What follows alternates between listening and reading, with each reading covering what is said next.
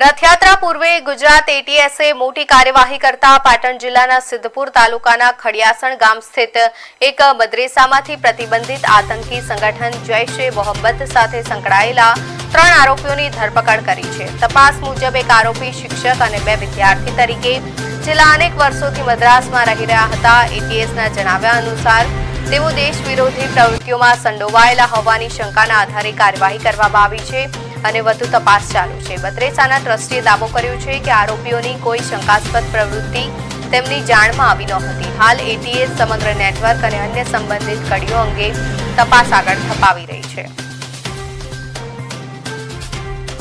તારીખ 2/7/26 ના રોજ નોંધાયેલો છે। એટીએસ દ્વારા ગુના નંબર 5/26 થી ગુજરાત રાજ્ય એટીએસ દ્વારા નોંધાયેલો છે અને તેના અનુસંધાને આરોપીઓને ધરપકડ કરેલી છે। 8 આરોપીઓને ધરપકડ કરી અને એટીએસ દ્વારા અહીંયા રજૂ કરવામાં આવેલા છે નામદાર કોર્ટમાં ભાટિયા સાહેબની, અને ત્યાં રિમાન્ડ અરજીની સુનાવણી કરવામાં આવેલી અને તેની અંદર અમારા 13 મુદ્દા હતા। તે 13 મુદ્દાને ધ્યાને લઈ અને નામદાર કોર્ટે 14 દિવસના રિમાન્ડ મંજૂર કરેલા છે।